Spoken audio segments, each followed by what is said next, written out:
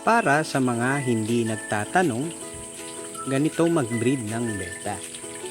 Maglalagay lang kayo ng tubig na ganito kataas, yung walang chlorine dapat. Stock water lamang siya. Kaya ganito kataas para hindi mahirapan ang male na magpulot ng itlog kapag nag-drop na ang ating female.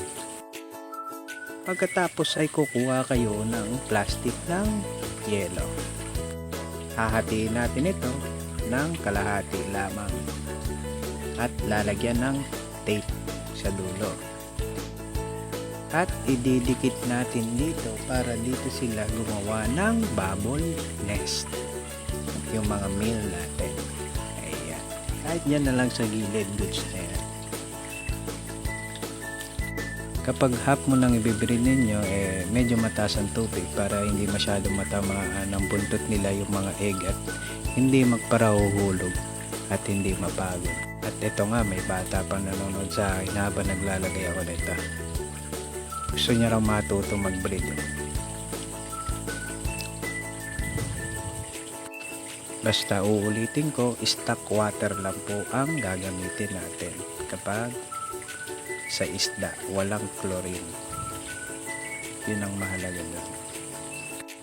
At pumili na nga ako ng mga ipapares natin at i-acclimate ko sila dito sa kanilang pagbibreedan.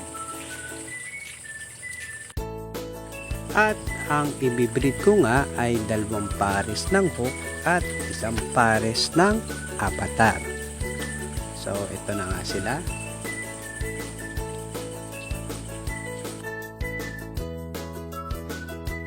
At isa ito sa pinaka-recommend na inilalagay kapag sa betta fish kasi naglalagay sila ng natural tannins, itong talisay leaves, tsaka nagiging natural antibacterial na sila. Basta pipiliin nyo yung tuyong-tuyo na po. Sa ilalim ng female na betta ko nilalagay yung dahon ng talisay para hindi magawa ng bubble nest dito si male at dun sa plastic siya gagawa. Nilagyan ko rin sila ng asin para ma-prevent din yung mga bakterya na pwedeng kumapit sa mga fry at sa mga magulang nila. Kasi ito ang pagsisimula ng pagkaubos ng fry kung sakali.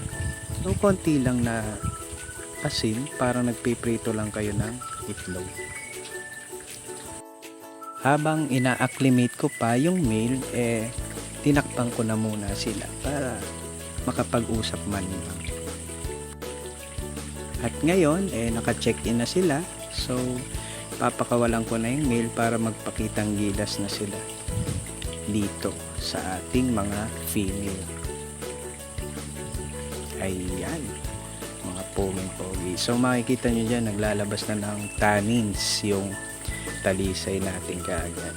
Mas maganda kung pipiliin nyo medyo mamula-mula pa na talisay leaves para mas marami mailabas na tannins sila. At kakamustahin natin sila bukas or sa isang araw na siguro, depende kung kailan sila magagawa ng bubble nest. Pag nagawa na ng bubble nest, so pwede mo nang pakawalan yung female.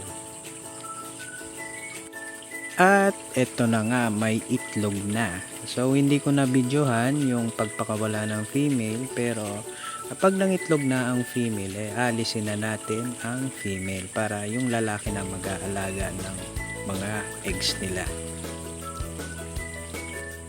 Eto naman yung na-breed ko nung una na mga hook. So hindi pa pre-swim yung mga beta natin dito, yung mga fry. Nakikita natin yung iba pre-swim na pero karamihan hindi pa, para silang mga lisa, ganyan sila ka-onte. So sana may mga wala kayong natutunan sa akin. Maraming salamat po, kahit papano makatulong po sa inyo ito. Salamat.